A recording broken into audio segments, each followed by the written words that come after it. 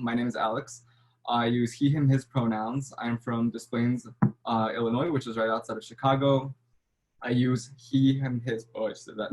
I'm a government major and a history minor. I'm a rising senior, and some things I'm involved with involve the college house system, which is kind of an alternative to Greek life, as Bowdoin doesn't have Greek life. I'm part of the Bowdoin student government. I do a lot with admissions, such as tour guide and senior interviewer. And I guess the reason why I chose kind of my background, which is Smith Union, is that I spend most of my time at Bowdoin at Smith Union. It's kind of the student union. It's open 24/7. It's just a really great place to go. I'm a late night owl and I love to stay up. And so just having that kind of late night community there is really nice. And there's always places to to get food, people to talk to. And so it's a really nice place all around. But yeah, that's just my intro. So if Holly wants to go, you can do your intro. Hi, everyone. Thanks for coming out. My name's Holly Line. I use she, her, hers pronouns. I'm from Wellesley, Massachusetts, outside of Boston. I'm an English major and an art history minor.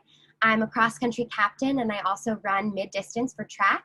And I'm a writer and editor for the Bowdoin Harpoon, which is a really fun satirical newspaper we have here on campus. And my Zoom background is the front of Massachusetts Hall, which, fun fact, is the oldest building on campus. It's called Massachusetts Hall because it's so old. It was built when Maine was part of Massachusetts. And I'm an English major, and a lot of the English professors have their offices here, which is why I wanted this background in particular. There's also a cute little polar bear reading a book, which I think is pretty fun. So yeah, that's a bit about me. Layla, if you want to go up next. Sure. Hi, everyone. My name is Layla. I use she, her, hers pronouns. I'm from Boston, Mass. Specifically, I live in Dorchester. I'm a government and legal studies and education coordinate major at Bowdoin and an Africana studies minor. A couple of things I do. I also do tour guiding and info sessions as well in admissions. I'm one of the captains of the Bowdoin mock trial team, and I also am part of residential life, so I'm one of the RAs on campus. Other things. Why I chose my Zoom background, this is Hubbard Hall, which is home to the government department, and I think one of the most beautiful buildings on campus. It's like a huge castle, and it's just really beautiful to study in. This is one of my favorite rooms. And across the hall is the Pickering room, which is my favorite classroom on campus, and I just love when I have my government classes there, so I spend a lot of time here with my advisors. So I look forward to answering some of your questions tonight, but I'm going to pass it to Abby. Hey guys, my name is Abby. I use she, her, hers pronouns, and I'm a rising senior here at Bowdoin. So here at Bowdoin, I am a double major in government and legal studies and in sociology with a minor in gender, sexuality, and women's studies. Originally, I'm from a really small town called Madawaska. It's located in like way northern Maine, like directly on the Canadian border north. Yeah, here on campus, I have a lot of different jobs, but most of my other involvements are through the McKean Center. So I volunteer a lot for programs like Bowdoin Votes and Aspirations in Maine. And I've also been a part of Bowdoin Public Service in Washington, which was an amazing experience. And my Zoom background is part of the quad. It's one of my favorite places to be on campus. Just because I have a lot of positive feelings that I associate with the quad. It's like the place people flock to as soon as we get our first taste of warm weather. And it's just so nice. Like when you get out of class, you just run to a spot, lay out, there's music, there's Frisbee. So yeah, just a lot of good feelings. This is also the place to be if you're a dog lover, because many community members will walk their dog on the quad. And so yeah, dog lovers unite here. If Irene wants to go. Yeah, I'll go. Hi, I'm Irene. I use she, her, hers pronouns. I'm from Baltimore, Maryland. And at Bowdoin, I study math and computer science as a coordinate major. And I have a minor in education. outside of class, I'm on the women's lacrosse team and in the college's oldest all-female a cappella group.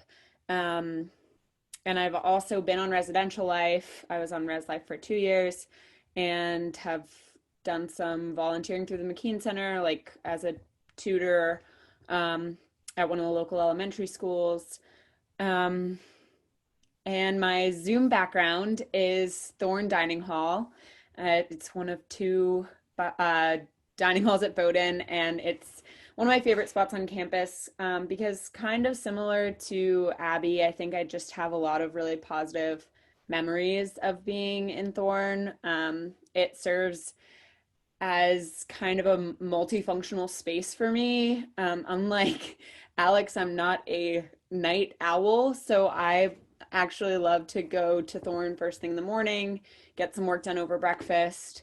But it also has kind of a different vibe for every meal. So I really appreciate it also for kind of a social time to catch up with friends between classes at lunch or to see people I may not see regularly around campus when everyone's kind of packed in there for dinner.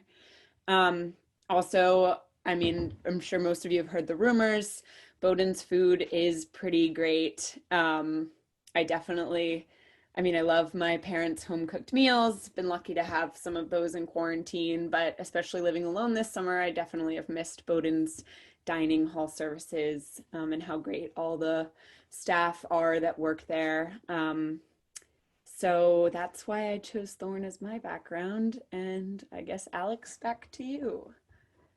Yeah, we had a couple questions on kind of food. And so is there any like favorite food that you guys enjoy that dining provides?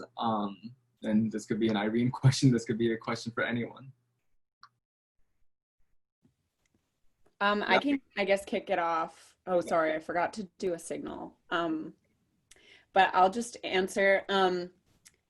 I don't know that I'll answer with like favorite food, but one thing I've really appreciated about the dining hall is I don't eat meat. I never have.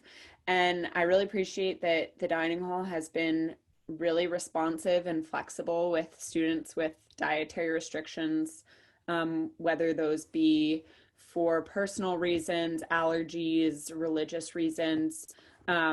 I think that they've responded well to feedback and have tried really hard to make other options available.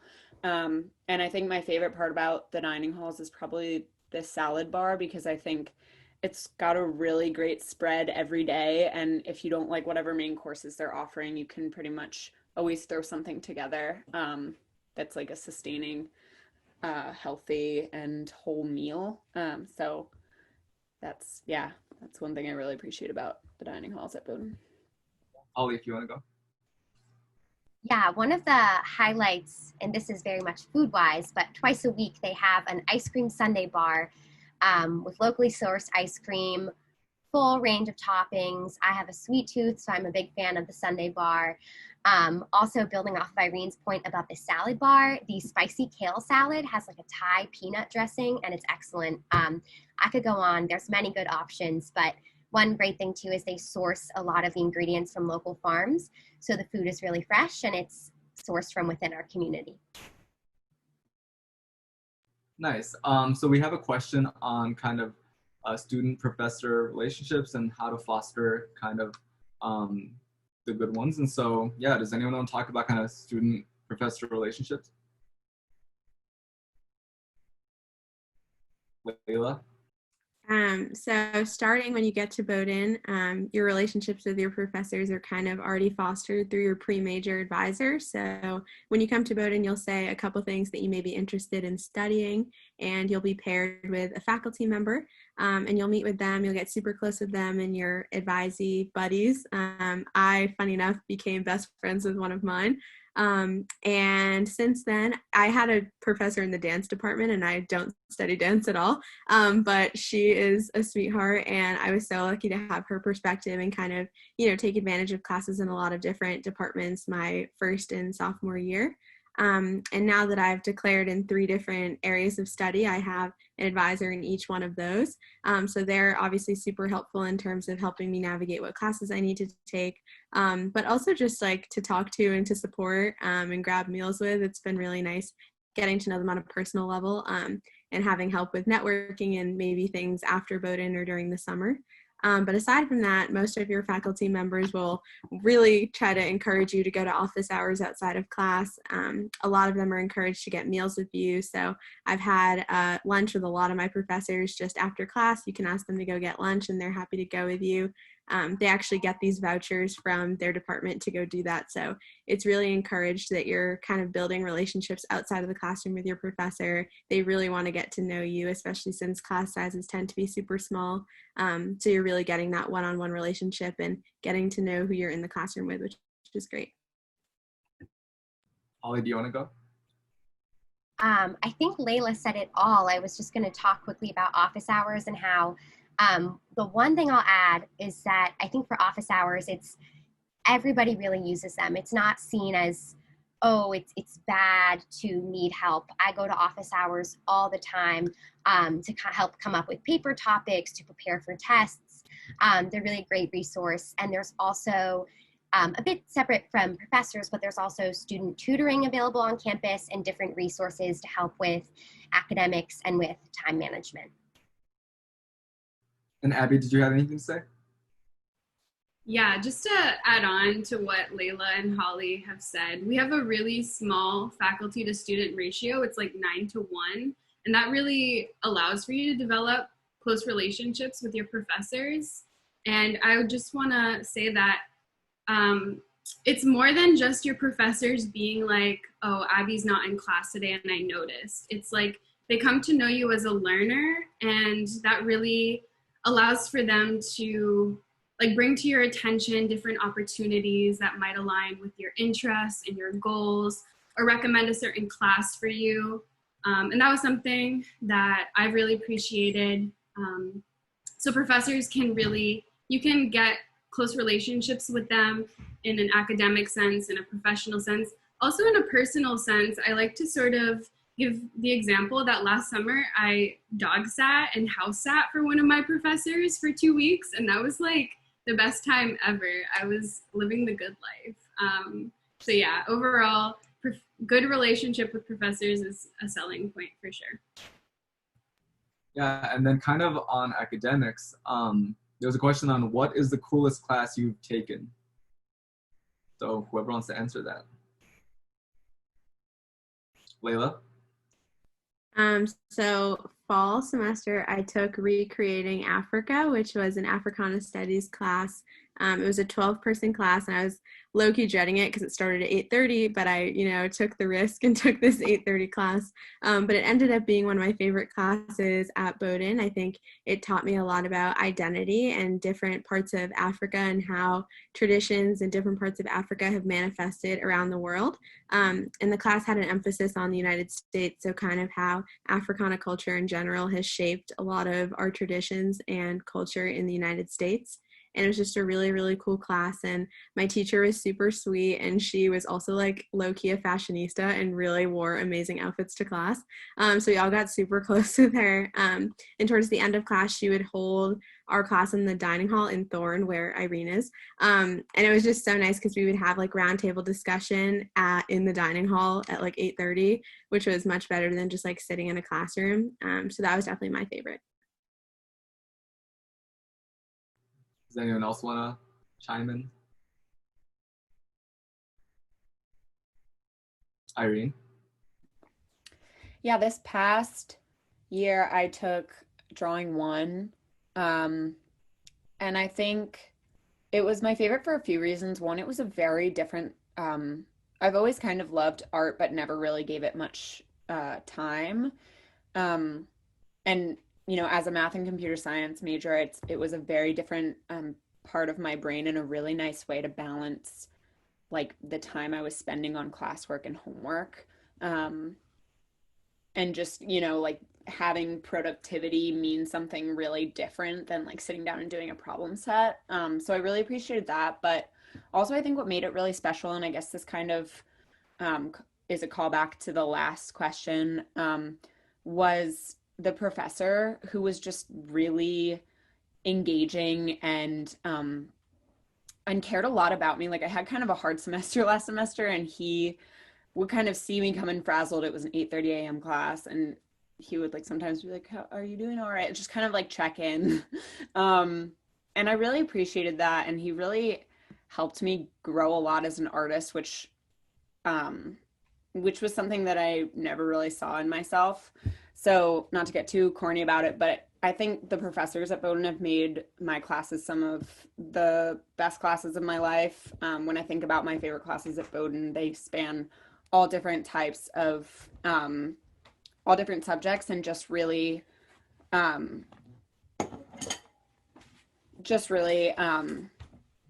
are more about the professor. So yeah. And Holly, did you have anything to say? Yeah, one really cool class I took that was sort of unexpected. I took a class about horror films that was English cross-listed with cinema studies. And I'd actually never seen a horror film in its entirety before this class. I just thought, why would anybody watch something scary? And I just didn't give it a try. But I ended up loving the class. I tried it out because I knew it was this English professor's specialty of research. And we watched a lot of classics and also more modern horror films. And the 2-second synopsis of this whole semester is that we learned about how horror movies aren't just a trashy genre, but they actually comment on some of the cultural values in society by showing what is considered monstrous. So that's the 2-second blurb, but it was a totally new class for me and really brought something new and unexpected to my English major that I really enjoyed. Yeah, and then we have some questions on kind of student life. And so one question is, when classes are over for the day, what do students usually do? What's a typical balance between studying hard and participating in other fun activities? And so, yeah, kind of like the work balance. So whoever wants to answer that.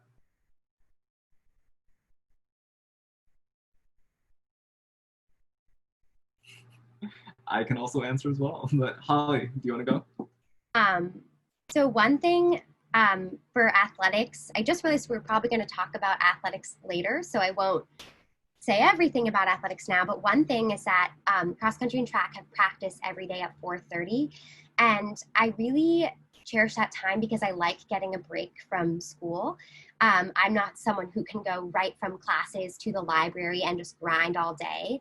I'd find that pretty exhausting. So even though sometimes people ask me, how do you balance sports practice with class? Isn't that so busy? I really see sports practice as a break and a mental break and a break to be with friends from class, which I really appreciate. And I think, it doesn't have to be sports. I think with other extracurriculars, it can be the same way, that you're just seeing a different group of people and taking a break from homework and the library.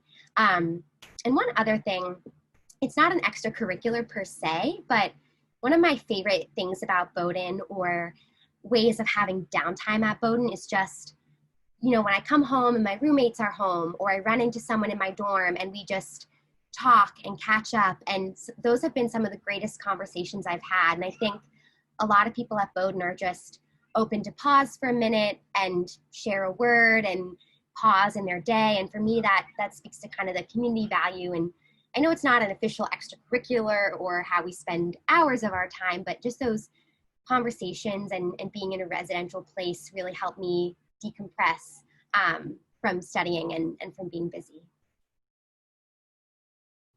Yeah, and I think to add to that, just in general with balancing kind of your schoolwork and kind of your extracurriculars, I think your first year is kind of the time to, have experiment with different activities, and you're gonna tend to sign up for a bunch of different activities, and the beauty of it is kind of figuring out what works, what doesn't. And so college is kind of like a trial and error thing where you try one thing and you figure out that it might work or what might not work. And so yeah, it's totally fine that if you think that you're getting overwhelmed or whatnot, you have a lot of support there, whether it's your friends, your RAs or proctors, your deans. There are just a lot of different support networks around you.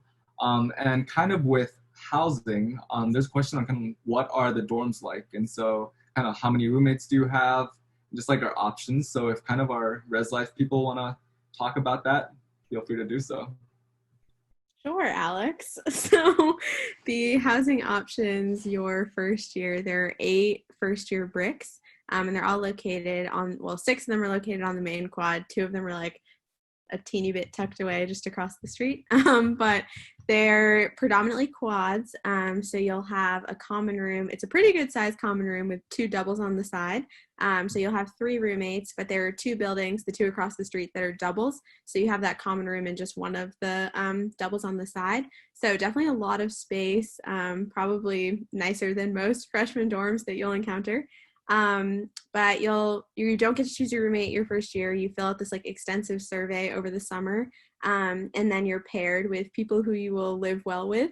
And then you'll have this floor of people. It's a co-ed floor, and you'll have a proctor that lives directly on the floor, who's kind of like your go-to person if you need something. And then an RA who lives in an upperclassman space, but is also just another support system for the floor. And then after that, your sophomore year can apply to live in one of our college houses. So we have 9 college houses. One of them is for seniors, 8 of them are for sophomores. But this is a really interesting living arrangement where you can live in like this large house with like 24 other people, and you're all sharing a kitchen and like a couple bathrooms, and it's really fun, and just I would say a once in a lifetime living experience. But if that's not the route you want to take, we have plenty of dorm style living as well for upperclassmen, and apartment style living. We've actually gone with this new initiative to kind of revamp our senior housing as well. So some of our new senior apartments are stunningly beautiful.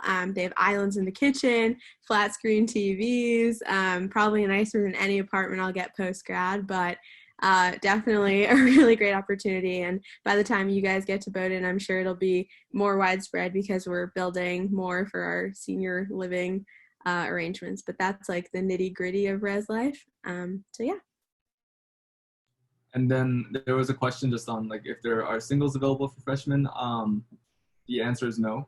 We want you to get to know your fellow, class of whatever. And so I think the best way is having roommates and kind of being able to emulate how post-grad's going to work out, because odds are you're going to have roommates. And so kind of learning that in college. And so we don't have singles for first years, but as you kind of become a sophomore, junior, senior, there are plenty of singles available for the taking. So that's just one thing. And kind of another question we have was more on like how you make friends. And so like, how do people make friends? How did you make your friends? So Abby, do you want to go? Yeah, I can talk a little bit about this. So for me, my pre-O trip was really instrumental for making friends at Bowdoin. So if you were to come to Bowdoin, you would come a little bit early and embark on one of our many pre-O trips. There's a bunch you can choose from: outdoorsy ones to service-oriented ones to sciencey ones. So you rank your preferences, and then you're just kind of placed on these trips with, 10 to 12 other first years. And those are really your first friends that you make at Bowdoin.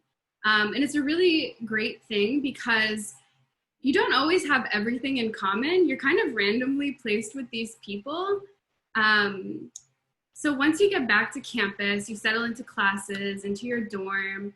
Roommates are another first set of friends for you.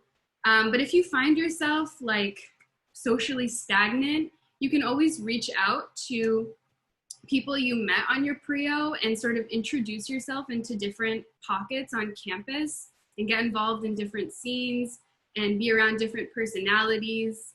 Because that's like those are really solid friendships that you make and really foundational. And they can also just expose you to a bunch of other people through connection. So yeah, I'd say pre-O trips. Yeah, Irene? Yeah, I would say a lot of my friends I met through my athletic team, but I kind of wanted to expand my Bowdoin circle. So my sophomore year, I started kind of branching out. That's when I joined my a cappella group and when I started working for residential life. And I also think I was on a very different track than a lot of my teammates academically. And so I met a lot of people even just in the classroom. So I think like 2 ways that I met a lot of my friends at Bowdoin were through kind of just continuing to explore new interests and like add extracurriculars that excited me as, my schedule would allow, obviously. And like I go to the club fair every year and sign up for way too many clubs, even as an upperclassman, and get emails just to see what's going on. And like sometimes pop into random things. And there's always tons of new ways to join or get involved, even peripherally. So I think that's one really great thing about going to a smaller school is a lot of those groups can be pretty inclusive. And regardless of whether you join your first year or your third or fourth year, are excited to have new members. And then just being open to kind of like collaboration. That's a really big part of being at Bowdoin, I've found academically. It's not a very cutthroat place at all. It's, I don't know, I've really found it, especially in the math and computer science department, to be very supportive, and a lot of the work to be collaborative. And so I've made a lot of friends through those classes. Some of them really have ended up being super close friends, and others just really, it's nice to have friendly faces in classes that you take or just around campus.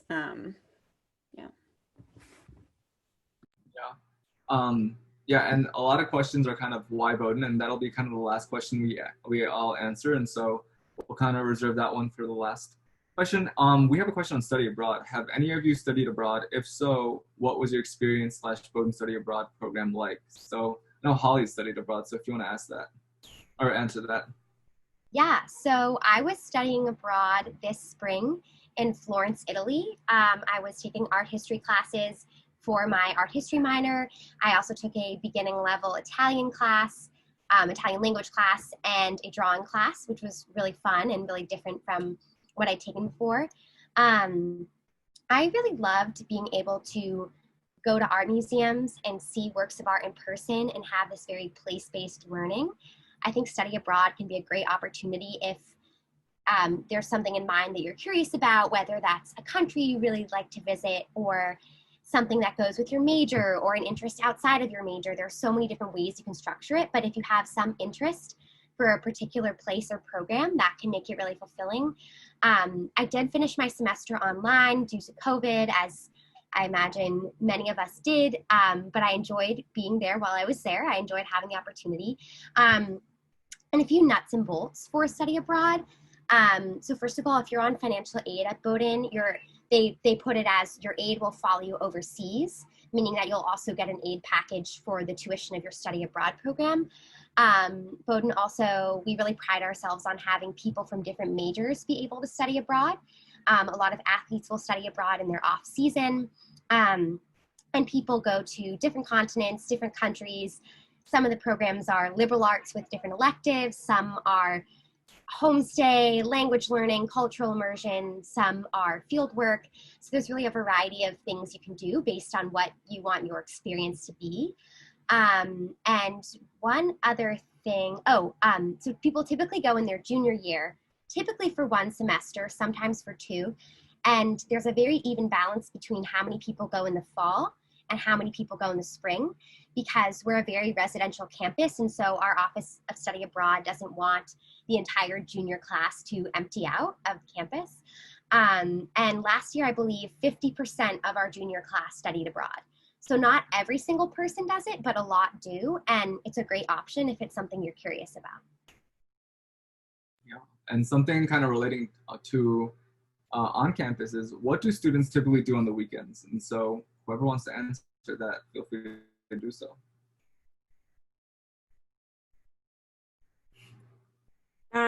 I think I've appreciated like the range of things that there are to do on the weekends. So obviously there are parties that go on. This is college, it happens. But I appreciate that there's no like pressure to go out if you don't want to. Also, any given weekend, there's some sort of performance or game going on. So whether that's a meet, a game, a basketball game, a hockey game. So always something to go see to support your peers. Also a cappella shows, theater performances. So there's kind of always something to go see, or improv shows. So a lot to do on the weekends. I've also really appreciated being in Brunswick, because there's a lot of great restaurants. in the town of Brunswick if you're interested in eating off campus on the weekends. Sometimes my friends and I will do that to treat ourselves after a tough week. So I appreciate how close walking distance it is to get into the town and kind of go do that some nights when I'm not really feeling the dining hall. But yeah, lots of range in what you can do. It's kind of what you want to make of it. Yeah, and we have some questions on kind of Brunswick. So maybe what's your favorite spot or kind of place in Brunswick? Whoever wants to answer that. And I can start. I really like going to Gelato Fiasco. I think kind of the walk there, you can have an entire conversation on whatever, because it's like a 10-minute walk from campus to Gelato Fiasco. And so just like being able to talk with your friends, but then getting some delicious gelato and then kind of walking back, I think it's just like the memory of doing so. And I think another really fun thing to do is that Bowdoin has a tradition that at 4 a.m. students go to Frosty's, which is our kind of local donut shop, and that's when it opens, and just like being able to go to Frosty's when it opens. And so I remember like countless times when we all stayed up or woke up super early just to like go to Frosty's at 4 a.m. So that's a really fun thing to do. But yeah, does anyone else have kind of like favorite locations or places in Brunswick? Layla? Mine is a tie between two. It has to be Little Tokyo or Sheer Punjab.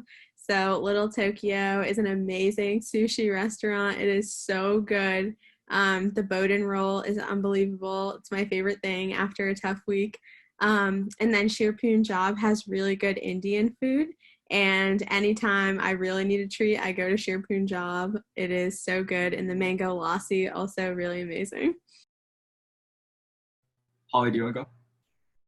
Yeah, so these aren't food or stores, even though I love eating in downtown Brunswick, but two of my really favorite spots in the town are the Commons Running Trail, which is this beautiful wooded running trail right behind campus, branching off of the soccer fields. Cross country will do easy runs there all together, but people from the town will walk and run and bike there and walk their dogs, so it's a fun way to see people from the community. And during the fall, all the leaves along the trail turn bright red, and it's just very beautiful, very serene. It's somewhere I go if I want to unwind. And I also love that you can go to the ocean really close to Brunswick. There's, again, this is running, but you don't have to do it with running. You can do it with biking or perhaps a long walk or a short drive, but you can go to Simpson's Point or Wharton's Point, which are two, they're not beaches, they're just little spits, but they're in town, and you can sit and watch the sunset there or just see the water. And I think we're so lucky to be so close to the ocean. So I really like having that right near our campus. Yeah. And then this is a fun one. What are your favorite Bowdoin traditions? Abby? Yeah, I'd say my favorite tradition has to be lobster bake. So that's a celebration that happens before the start of every year, right before classes begin. And it's a really great time. Like, you're being reunited with your friends after not seeing them all summer. There's really great food. If you don't like lobster, there's plenty of other options. Don't even worry. Everyone dresses up. It's just like a really lighthearted time. There's a lot of laughter and joy and love going around. And it's really like one last hurrah before classes start and you kind of have to focus and bury your head in the books. So yeah, and it's still warm at the time. There's still warm weather, which is like huge. Does anyone else wanna? Yeah, Holly? Yeah, Abby, I totally agree. Lobster bake is also my favorite. But another really fun tradition is Ivies, which is this series of outdoor concerts every spring. It's right at the end of April when the weather is just turning a bit nicer, and there's a lot of live music. You can go to different concerts. People tend to put on colorful or wacky springtime outfits, and you're hanging out outside with your friends and taking a little break from your work before the end of the semester ramps up. And I just love the live music and seeing people from all different grades come hang out on the quad or at concerts, and it's really a very fun celebratory time. Yeah, and then so we have some questions about kind of transportation, and I could quickly answer that. First years are not allowed to have cars on campus, but then starting your sophomore year, you can have cars on campus. I like to say that, by keeping you on campus, you actually get to meet your fellow classmates and whatnot, so you can't just like leave campus or anything. But there's a lot of public transportation nearby, so we have zip cars if you ever want to kind of register for that and kind of, be able to drive around. But we also have an Amtrak station, which is like 5 minutes away walking. And that takes you down to Portland. It takes you down to Boston as well. And we have a jetport in Portland as well. So it's a very small, cute little airport. And then if you are looking for a bigger airport, we have Logan Airport in Boston. There's a lot of different ways of getting there. There's also near the train station, there's also a bus as well that takes you straight to either Boston or Logan Airport. So yeah, there's lots of different options transportation-wise. Yeah, so that's just a little bit of that. And yeah, there's a question about first year seminars and kind of which first year seminar that you've taken and kind of how your experience was. So whoever wants to answer that. Irene? There's a ton of options for first year seminars, and I think it's, I know I was kind of overwhelmed and really excited by that. And I jumped for one of the really cool sounding ones, which I forget which one, but I didn't end up getting into because it was like 4 times over requested for its capacity. So I ended up being placed in, or I chose it in like second round registration. And it was just like an introduction to contemporary American government or something like that, which really didn't align that well with my interests, but I ended up really loving the class just because we had a really good group of people. I love first year seminars because I think it kind of meets what it's supposed to do, which is one, to give you an opportunity to meet peers and have one of those really small classes amongst a lot of intro level courses, so you get that more access to your professor. And also it's writing intensive, so you can kind of ease into the college level writing.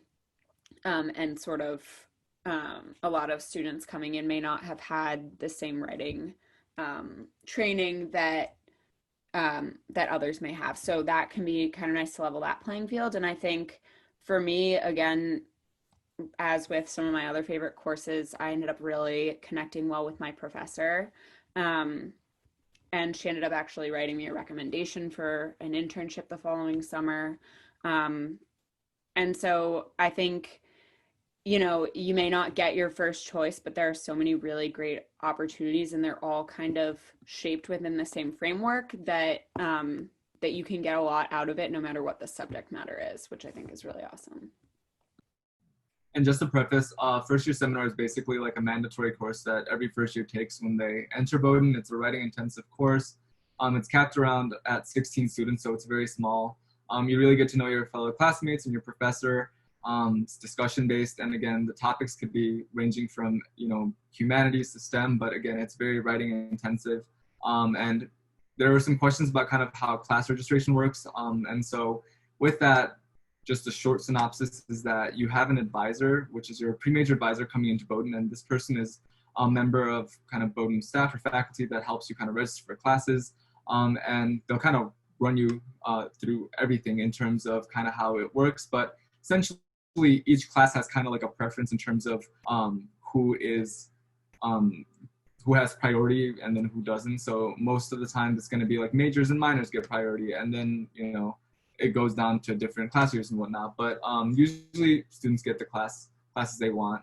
And yeah, so that's just a little bit about kind of classes, but there's questions about winter. So kind of how is winter, especially since we're in Maine, and I guess how do students stay engaged and happy during winter? And I guess we're all a little biased because we're kind of from colder areas, but yeah, if anyone wants to answer that. Layla? So it sounds like a bit daunting, I feel like, Maine in the winter, but I really don't think it's that bad. I feel like also a lot of students that come from warmer climates or who have like never seen snow before tend to really enjoy like their first winter at Bowdoin, and the first snowfall is also like so fun. Everyone just like runs out and is like enjoying the snow. But in terms of how Bowdoin kind of keeps us sane, I think we have an ice skating rink on our quad during the winter, which I think is a really unique opportunity, and not many places can really say that they can do that. But it's obviously cold enough here that we can. I also think students end up having a lot of fun outside. I know our first year, a couple of our classmates built like an igloo on the quad, and I remember it being there forever, and people like put a couch in there and like really made it homey. But also I think Brunswick itself is super beautiful in the winter. They put up like really decorative lights, and they also have an ice skating rink in the Brunswick Commons.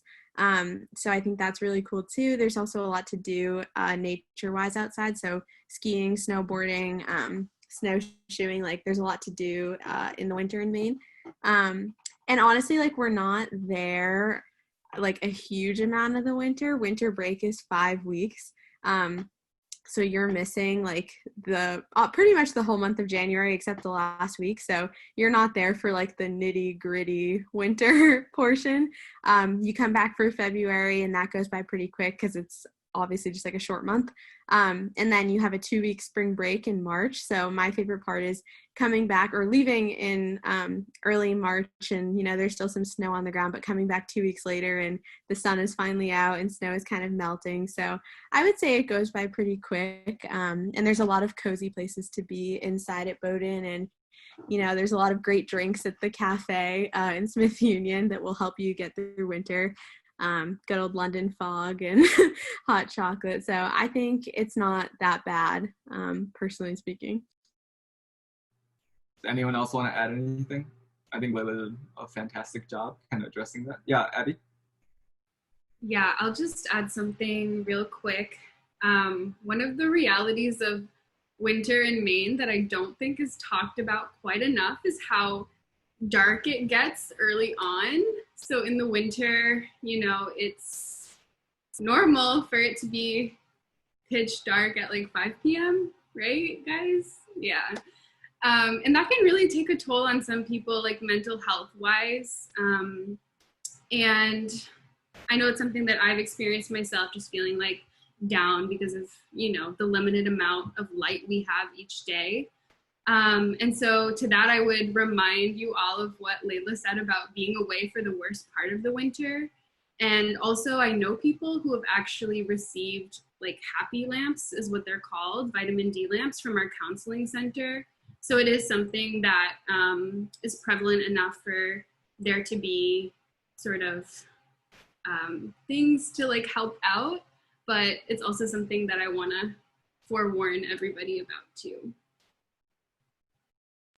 Yeah, and I guess going off of that question, there was a question on like how Bowdoin supports mental health of its students. And I think I could also stab this question in terms of, I think mental health, I feel like Bowdoin students are very candid about it and very open in terms of being able to talk about mental health and kind of destigmatizing it and not making it seem like it's a taboo or anything. I know with my friends in particular, we talk about kind of how we're doing all the time, whether it's from class or just whatever's going on in your life, because you know everyone's busy and there's so much going on. But I think there's just this open nature, and I think you know students are very much encouraged to, you know, if you want to go to counseling, to do that. And going to counseling does not mean like you need help or anything. It just means that you want to talk to someone, and you know these people are great to talk to. And sometimes it's just you have great friends and amazing professors, but it's wonderful to talk to someone that is, you know, kind of removed from maybe, you know, whatever situation you're dealing with, and just having this kind of different perspective. And just the people that I've been able to meet and talk to, they've been amazing. And so that's just a little bit on mental health. But I think, yeah, in general, it's a very open, inclusive, and authentic environment regarding mental health. If anyone wants to add on, feel free. Yeah. There was a question on what do you wish you knew before coming to Bowdoin? Whoever wants to answer that one. Holly? I would say one thing I wish I knew, and this pertains to Bowdoin because we're such a small school, but really for any college or new community, is I would say don't close yourself off. You might think that because, you know, oh, my grade is so small, I know a lot of people, I know what team they're on or what clubs they participate in, you might think you know what group someone is in, and you might think you know them, but when you actually get to know people on a deeper level, there's so much more to get to know, and there's just so many great conversations to be had within your grades. I would say don't close yourself off and think that you should only be with one team or one club or one group of people all the time. Because while it's great to build those close relationships, it's also so fulfilling to get to know all different people and experiences on your campus. So building off of that point, like this has already been mentioned today, but sign up for so many clubs at the club fair. Even if you don't end up always going to every single one, like sign up for things, introduce yourself to people, go to meals with new people, just especially that first semester and that first year. You don't need to feel awkward or shy about it. Everybody is in the same boat. Everybody is meeting new people. You are going to have so many conversations of, oh, hey, what's your name? What Prio were you on? You're going to have a million of those, and it's not weird. Just don't close yourself off and try to be open to meeting different people.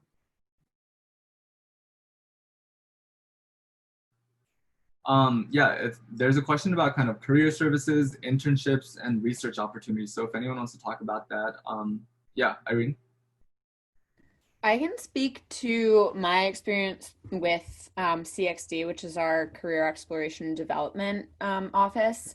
And I've found them to be really helpful in kind of my first year at Bowdoin, thinking about, I ended up obviously pursuing a different path, but I was thinking about going to medical school and met pretty early on with the pre-health advisor, and he sort of really helped me think holistically about how my Bowdoin career could kind of help me achieve those goals.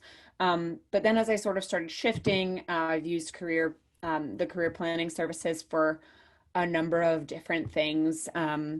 One of which being just meeting with one of the advisors who specializes in being kind of undecided on a career path. And she kind of sat down with me and went through this like deck of cards that helped me sort of assess my core values, what I was looking for in a job, and kind of pare down some of my interests through those sort of self-reflection activities. And also just kind of to get someone to read over an application essay or a resume. They've been really helpful there too. I also would say, being at Bowdoin, I've found alumni are really excited to talk to current Bowdoin students, and from friends who have graduated, also recent grads. There's a pretty tight-knit alumni network in a whole range of sectors, and that can be really helpful in kind of navigating internships and job opportunities, just because when people are, I think, pretty excited to help out a fellow polar bear. And so I think like taking advantage of that tight-knit community that forms from being at such a small school that generally is pretty well liked by its alumni base, I think has been really also key for me and for others that I've talked to. Yeah, and so we'll just do, Layla. I just want to add one more thing about CXD. So we recently signed on to this program for each student at Bowdoin during their time to be guaranteed one funded internship. So the way it used to work, there were 100 each summer, 5,000 funded internships. So if you found something that was unpaid or, I don't know, paid like $2,000 for the summer, you could get additional funding from CXD to do it.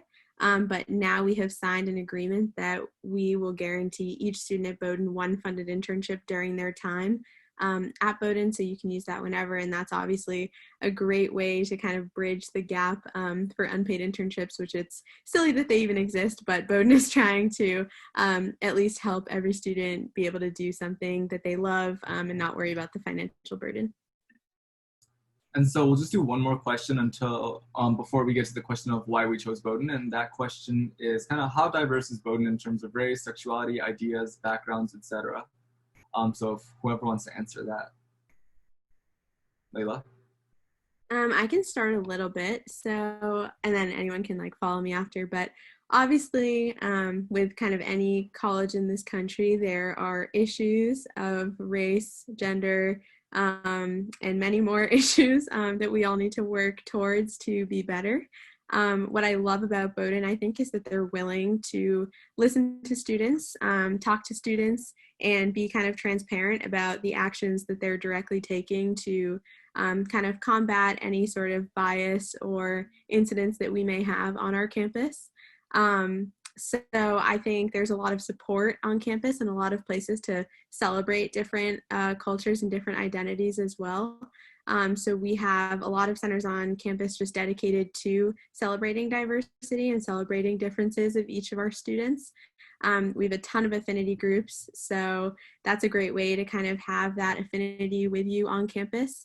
We have our SWAG Center, which is Sexuality, Women, and Gender. It's its own building, 24 College, and they put on a lot of really great programs as well and kind of have open dialogue and open events for people. And then we have 30 College, which is our Center for Multicultural Life. So they are really great about putting on events as well, celebrating different heritage months. Those are definitely big at Bowdoin. We have a lot of celebration for Latinx Month, Asian Heritage Month, Black Heritage Month. So a lot of celebration of different cultures on campus. Obviously, I'm not going to lie to you and say Bowdoin has it all figured out.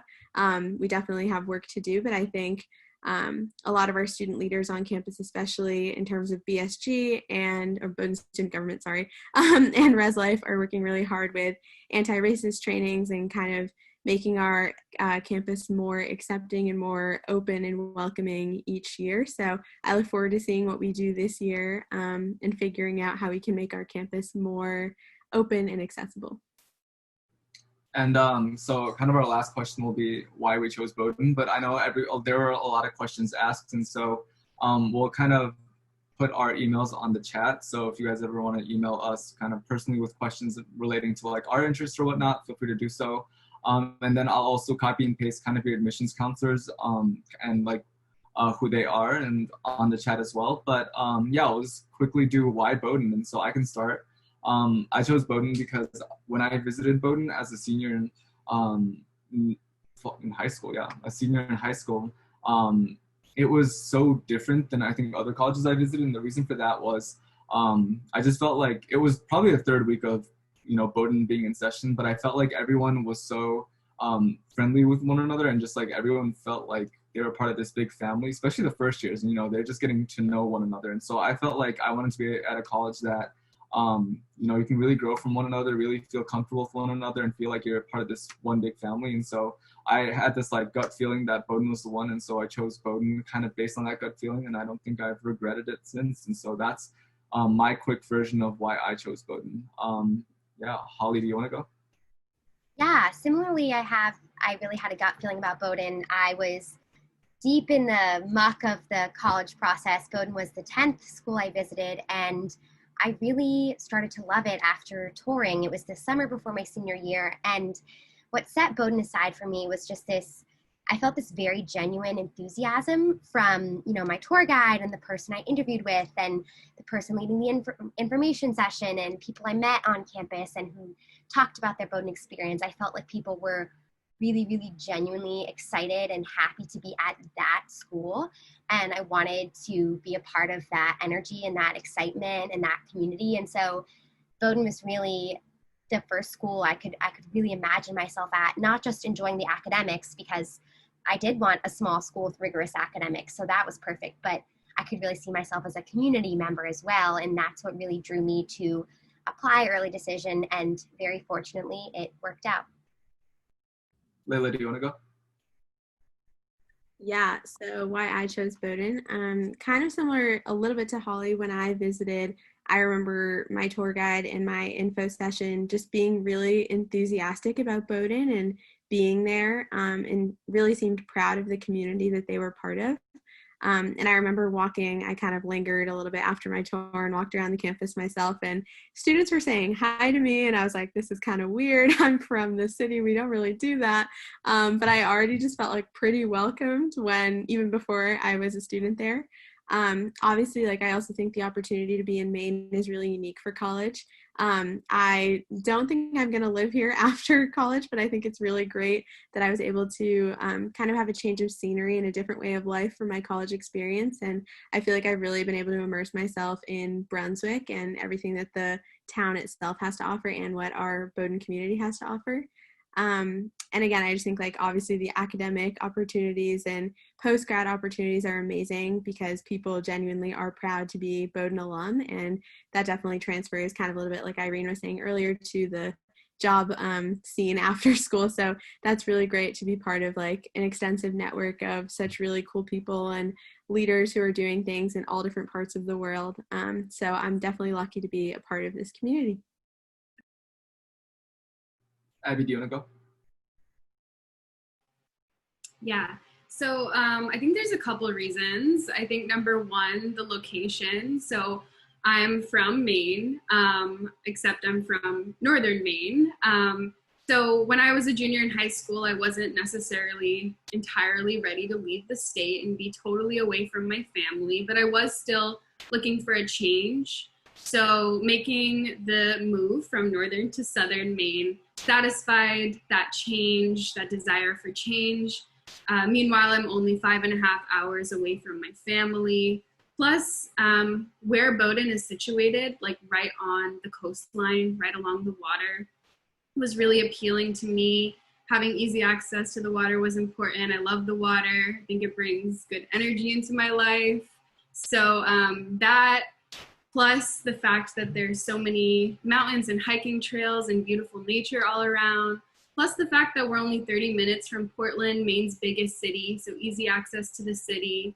All in all, I felt like the location was just ideal.